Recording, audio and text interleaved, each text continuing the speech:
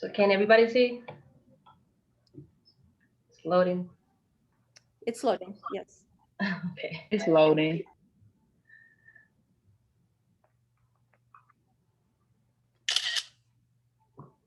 All right.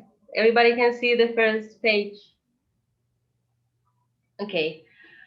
Um. Well, my name is Belinda Person. My brain goes as Bella B. I'm actually from Colombia, South America. I was born in the capital, which is Bogota. But my family, my whole family is from Choco. Choco is a place where 99% of the population is African descendant. And we have really cultural events through the whole year.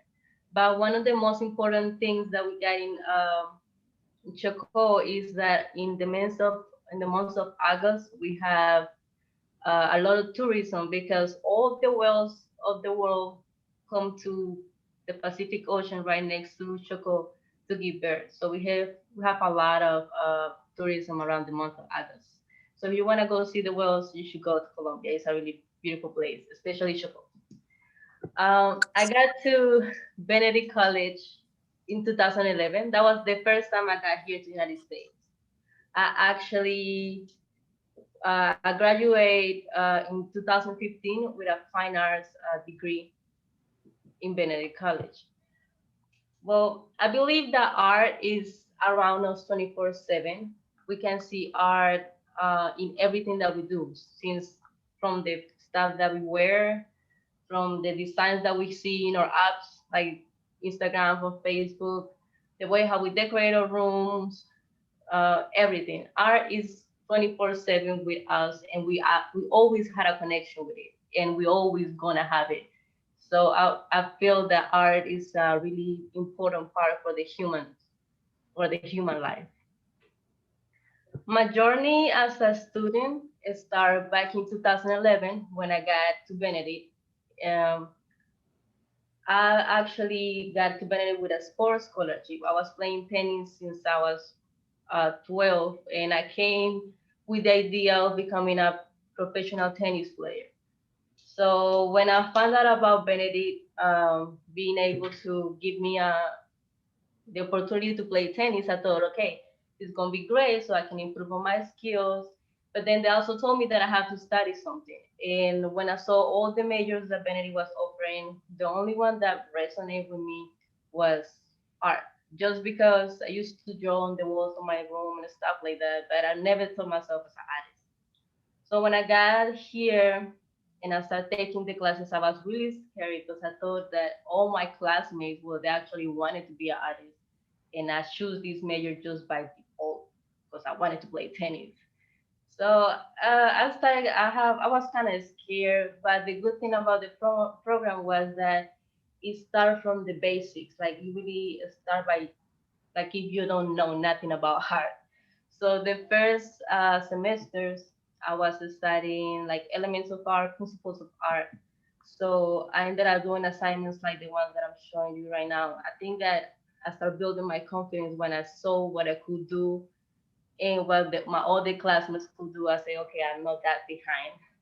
So then on my sophomore year, I started using different materials. In this case, like charcoal and pastels. But my junior year, they showed me, well, I learned about painting.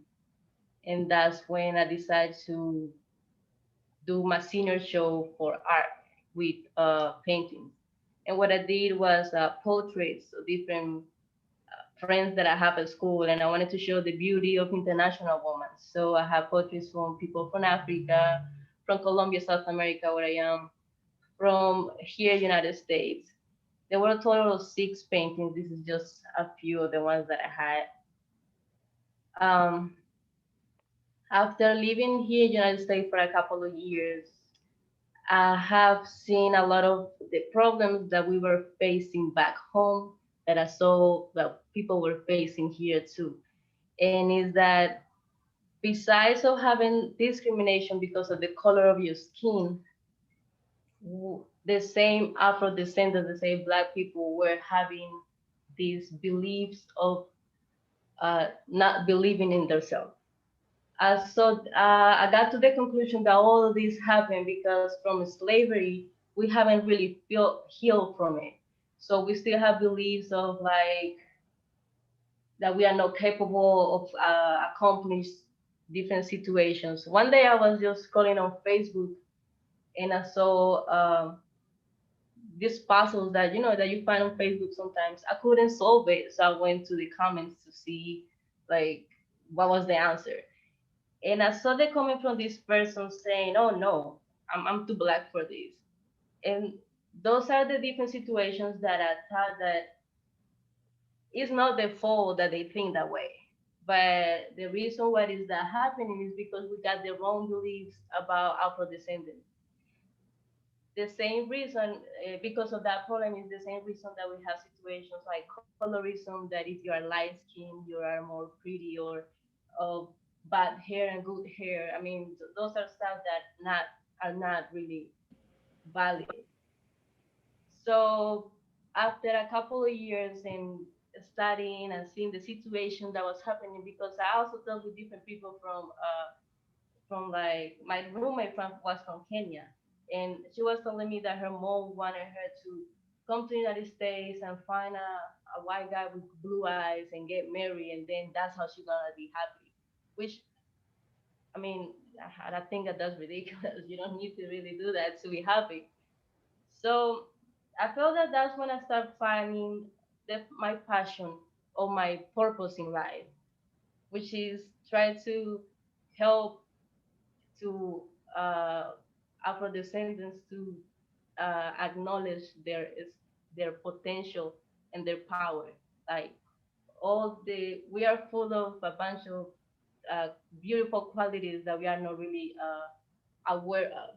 So I feel that the only way how I can actually get that message to the world is by doing what I do best, which is art. So once I graduated from Benedict, my senior show, I did really good, and the president from Benedict decided to buy three of my paintings. When that happened, I was so happy. I thought I knew what I was gonna do for life. I was like, okay, this is it. I'm gonna be rich. After this, I'm just gonna do more art. I graduated from Benedict. I'm gonna do more art, and I'm gonna sell all my paintings, and I'm gonna get money. And this is it. I'm like, I'm happy. I'm an artist. So I graduated from Benedict. I got my first check from those paintings that I sold, and then I spent my check maybe in like a month and a half. I did a couple of paintings, but nothing happened. Nobody really bought it. I didn't get nothing different that I like on Facebook or Instagram. So then I started going to different galleries, and the galleries didn't really took my work neither. So that's when I started feeling a little bit discouraged. I had to find, but at the same time, next week I had to pay some bills. So well, I guess I had to find me a job. So I ended up having I have a couple of jobs. I find a job that was kind of like I was a little bit more stable, whatever. I was a sales associate in this company. I don't really want to say the name, but I hated the job. I felt unappreciated. I was doing something that, of course, I didn't like. I went to college for 4 years to study art, and I'm doing this stuff that is nothing to do with what I like to do. I was really, I would say that I was depressed. That was a really like sad time in my life, and without realizing that went like for 2 3 years until one day my mom from back home, because I'm the only one here in the United States or whatever. She was like, "Well, there is a event coming up over here in Colombia. I guess you can just let's do a proposal, send it to them, and if they like it, well, you have a show." So that's what I did, and they like it. And I did the show called Queens, which is the one that I'm showing you right now. And I wanted to show on my paintings the power of Black women. How you can see, I didn't use canvases; I used wood. In the the places where the paint is missing is representing the different struggles that Black women face. But at the end of the end, at the end of the day, all of these problems made that woman beautiful. So my show was on top a total of 8 paintings, but well, this is just a few of the ones that I did. one day after I finished that show, I kind of got that motivation that I just had when I was in Benedict before I graduated. That I was like, yeah, I want to be an artist. So I commit myself and I say, okay, I'm gonna try to do a show a year. And for my next show, I need to find a topic. I need to find out how I'm gonna painting. I need to find the money, and I need to find a studio where I'm gonna paint. So the topic I already have it. I wanna be, I wanna do empowerment, black empowerment. And I need to figure out how I'm gonna be painted or like what do I wanna do. And but then, well, right now I still following these artists that make really large paintings, really large canvases of portraits of women. Now I was like, yeah, that's what I want to do. I guess I'm going to do that big. I want to paint that big. Then I needed to find the money. And I found out about this campaign called Kickstarter that is like a GoFundMe, but for art projects. So I was like, okay. I did a little budget about what I needed, how much money I needed, and it was around $1,500. So I was like, okay, I'm gonna launch this campaign. I was a little insecure about it because I really never had a lot of friends. I'm not like the super social type of person. So I was like, I don't know who's gonna help me, but at least I'm gonna try. So I did my campaign for 3 months, and I commit myself to promote it as much as I could. And the first month I got like $200. It was like $20 from my mom and $15 from my cousin and stuff like that. So it was like $200. And then that didn't move for the second month. I was still promoting it, trying to see if people can help me. And the last day of the campaign, I don't know, out of nowhere, I guess, people just like, I mean, I don't know how that happened. In the morning I was like $200, and then at 10 p.m. I was $1,500, and I was the happiest person in this world. I was like, oh my god, I can't believe that me, the really quiet girl that nobody talked to, actually got this money. So I was like, okay, God, this is a sign. I'm going for it. So I got the money. Then I needed to find a studio, and because they're really big canvases that they don't, those canvases don't fit in my living room. So I was like, okay, I need to find me a studio. And my mother-in-law, she was like, well, everybody already left the house, like all her kids already left the house. She said, and I have this empty room over here. You can use it as a studio. So I was like, okay, that sounds good. So I have the money, I have the studio. Now I need to order my canvas. I ordered the canvas. They took like 2 months to come because they were too big and they were custom and whatever. So I was like excited finally when they got here. And when finally the truck is here, I go outside and I see this huge truck, like those Pepsi trucks, like those Walmart trucks, like that. That truck was huge. And then the guy take this electric pallet jack to take down whatever the pallet where my canvas were. And when the first time I saw those pallets, that thing was they were so big. The first thing that came to my mind was like, what did I get myself into? Like, Bella, how you gonna do this? That's too big. You don't have the time. I don't even know if I have enough paint to finish all of this stuff. It was just crazy. I was so scared. Like fear just took me. Like I was so super scared. And I was talking with my family, especially with my brother. He was like, he heard me because like at the beginning I was really excited about everything, and then once I saw these canvases I started just like questioning everything. I was actually thinking the way how I was gonna return the canvases and write a message to everybody who sent me the money and say, hey, I'm sorry, I can do this. But then my brother said like, well, so well, okay, you do that and then what, go back to that job that you say you hate, and that's it. So that's when I started questioning because I thought, okay, if I want to do these paintings that I was thinking I'm just gonna paint on the weekends like crazy, but of course it didn't work out like that. It's too much. I will have to do this as a full-time job, and the only way how that gonna happen is if I quit my job because like I don't have enough time for that. And my brother was like, okay, so quit.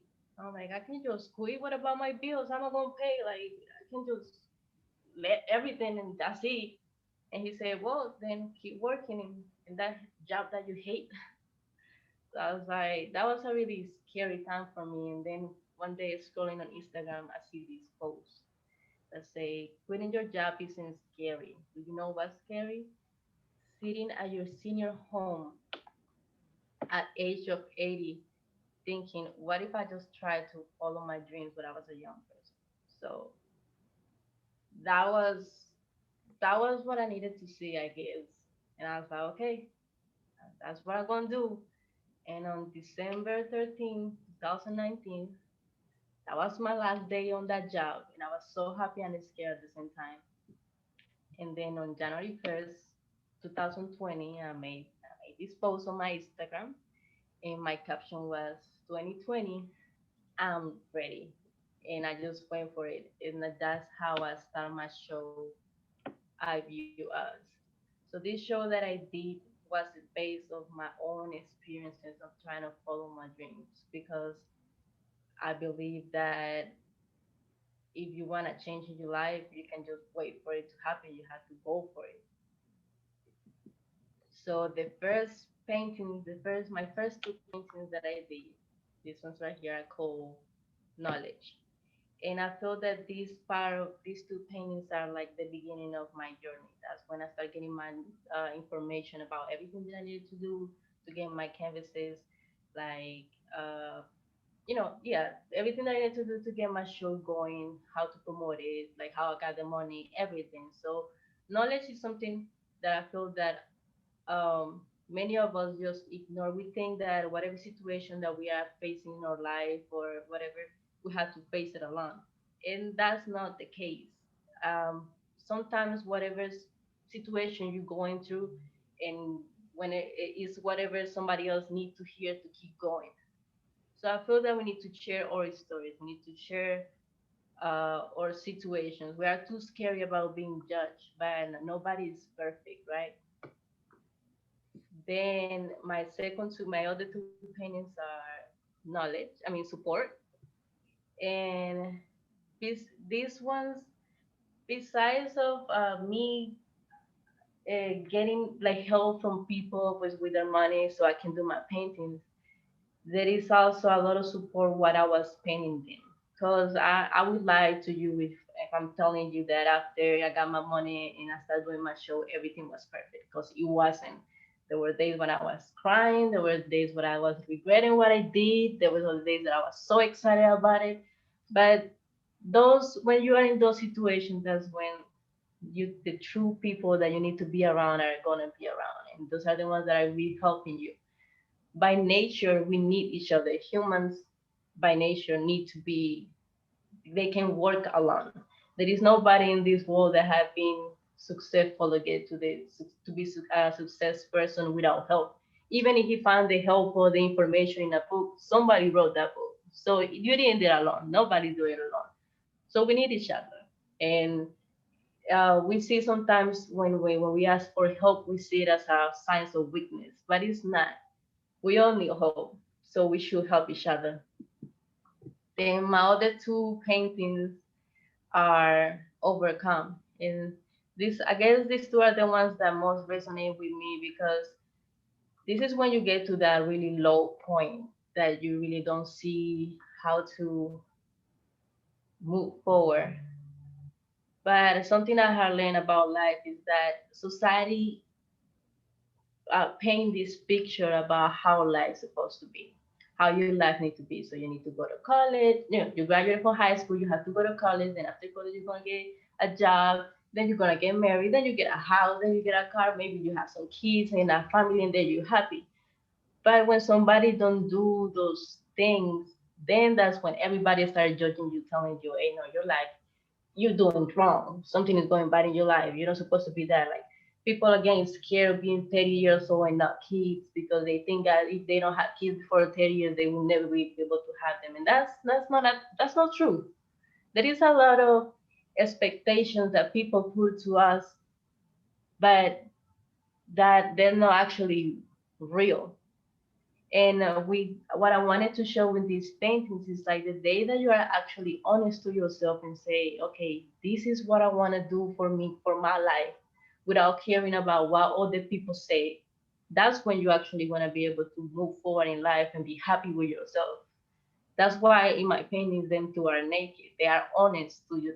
They are open. And once you realize that you are that person, that when you find that power to be open to yourself, you become powerful. So how you can see the two paintings are they still naked, but they standing differently. They looking forward. They know what they want. They know where they're going, and they're not afraid. And I feel that all of this speak about my journey as becoming an artist. It was really hard for me to tell somebody when I quit that job, yeah, I'm quitting because I'm gonna pursue my career as artist. I was scared to tell them that because I knew that they were going to judge me, going to say like, "You gonna be an artist? How you gonna live? Like, where you gonna get food?" Like, because there is an idea about if you are artist, you are broke. But I mean, that's not the case because there is some artists that are making money like more than most of us together. So it's just a perception and it's about your beliefs. But none of these changes are going to happen until you are looking inside yourself and realize what do you really want for your life. We cannot control what happens around us. We cannot control if tomorrow is going to rain, but we can control about how we're feeling about this rain. I mean, I understand sometimes we see the weather is this. Let's say that it's raining outside and you don't feel like doing nothing. Maybe you stay in your bed because it's cold and wet and humid outside, whatever. But for you can be like the worst situation in this world. But let's say that somebody that have like I don't know, like skin cancer or something like that can get direct light sunlight. Those days, those raining days are the best days for them. So it's just a type of perception. It's a type of how you decide to live your life. Things don't happen to you because there is somebody over there in the sky telling you, "Oh, I want you to be miserable." No, things happen to you because you need to learn from them. I mean, everything happened for a reason. So it's up to you to decide if you want to learn from it or just being a victim of your own circumstances. So that that's what I wanted to communicate with my show about my process. Um, I always for all my paintings I always use the elements of art. So the first element that I use is color. Of course, I'm using paint, so well, color is there. The second one is tone of value. If you pay attention to every single one of my pieces, they all have a light source. And I also have learned with time that whatever you find at most contrast, whenever you put your highlights, your really high tones, and whenever you put your dark tones, that's where the human eye go first. So I always make sure that I have a light source when I'm doing my painting. Then we see line.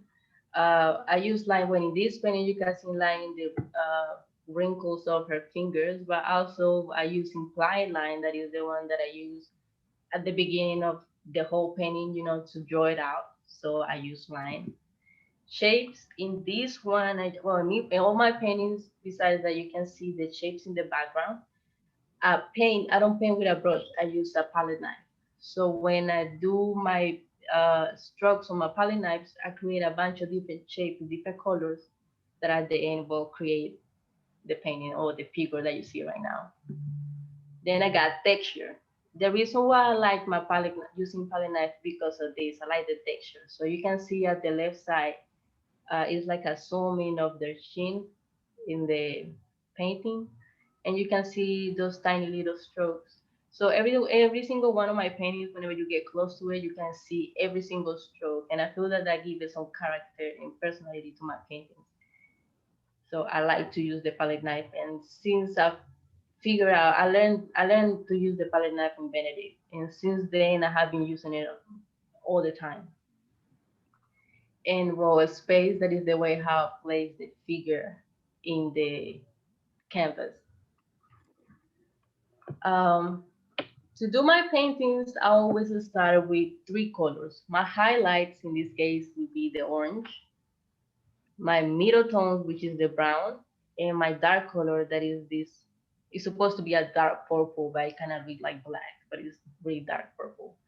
I always have to do that so I'm able to create volume in the painting. Like the fact that you can see that the ear is closer to you than the mouth. That's because I was able to use those values correctly. I had struggled a couple of times before with that because um, I confuse at the beginning. I used to confuse value with tone, so I may have like three different colors, like red, blue, and yellow, but they were all the same value. So whenever you start using those colors, your painting don't really have a value, a volume. I mean, you don't see it turning, you don't see something closer or further away from you. So that's just something that I have figured out through time. Then something that I have learned too is that I at the beginning I used to paint, and I mean the main thing that I like to paint on my paintings, of course, would be like the face or like the main character right here, right? And I used to just go straight for that, and once I finish that, I have a white background, and then I start painting the background. And the problem that I faced with that is that after I finished everything, my background, the colors on my background were too strong, and sometimes were a little bit more strong that they actually fade. So the attention wasn't going to the face that I just paint; it was going to the background. So I have learned to always start with my backgrounds, and right here I have like a little video of my process. So how you can see, I start painting first the background, and then once I had the background, I start painting on the shape. If you pay attention at this side of the canvas, this color right here is actually the background. So I didn't touch that spot. And then this color right here is actually the background too. After I finish my paintings, the last thing that I do on them is putting the super highlights. So if you see at this side over here in the bottom part, that's like a really light blue, a really, really light blue, almost white. That's actually the highlights that I put on there. Those are the details that I always put at the end. One, I'm putting those details when I feel that the painting is almost finished. Then I also like my paintings by working with the palette knife. I like to see how my different strokes, my those little tiny strokes, can actually become a painting at the end. So, well, you can see in the video, as you can see the texture that the palette knife creates. That's why I like the palette knife. I feel that it put personality in the paintings. And something else that is really important for my paintings is the references. When I'm painting, I have a clear idea of what I want before I do everything. I know exactly what I want. And sometimes it's really hard to find those references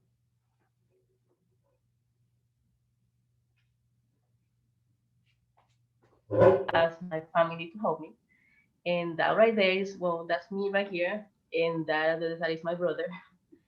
Let me see, this one right here, that one right there is my brother's, is my other brother. And let me see, let me go back. That one right there is my mom. So I wanted to, I have a clear idea what I needed, and they were more than happy to help me. I'm really lucky to have the family that I have because they've been supported 100% since the day one with everything I have done. The same, I am the same with them. So what I wanted to finish, I just wanted to say that uh, I wanted I'm sharing a little bit of my life with all of you because one day I want to be in this world like living proof of that it's possible to follow your dreams, that you can actually um, yeah, that is possible, that we are so powerful, and that we need to start letting society or other people to tell us how to live our life. The only person that know how to live your life is yourself. So you need to be honest about yourself. What do you want? Go for it, and just believe in you.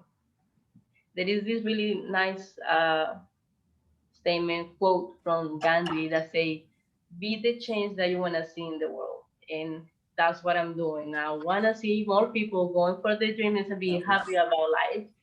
So I'm doing it. And I mean, the only thing that I can see that can say guarantee is that every single situation that has happened in my life until this moment, every single decision, I don't regret it at all, because every single thing that happened to me brought me to the person that I am today. And if I see the Belinda that I had like 1 year ago to the Belinda that I have today, I'm I'm more than happy with the person that I'm today. So I hope that my little story has give you a little bit of inspiration to just follow your dreams and I don't know, find your happiness and purpose in life.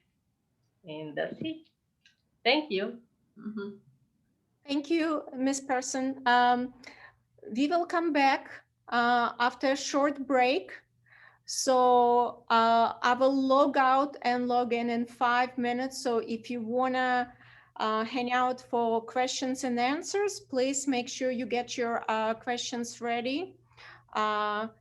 Miss Miller, Yes. is there any kind of way I could just submit my questions because I have to go to work at 4? Yes, yes. You can just put them in a chat or email it to me. Okay, Okay, thank you, Aisha. you're welcome. Okay, we will take 5 minute break. Please log in at actually at 3:40 for questions and answers, please. Excuse me. Yes, I have to go to work as well. I think I sent in my questions though. yes, yes, yeah. You're good. Okay, thank you. Thank you, Duedi. And thank you, Miss Belinda. Oh, It you're was great. welcome. Thanks, Miss Belinda. I enjoyed it. Thank you, Miss Belinda. Okay, thank you so much. And please stay put. Who is available, stay put for questions and answers, please. Thank you.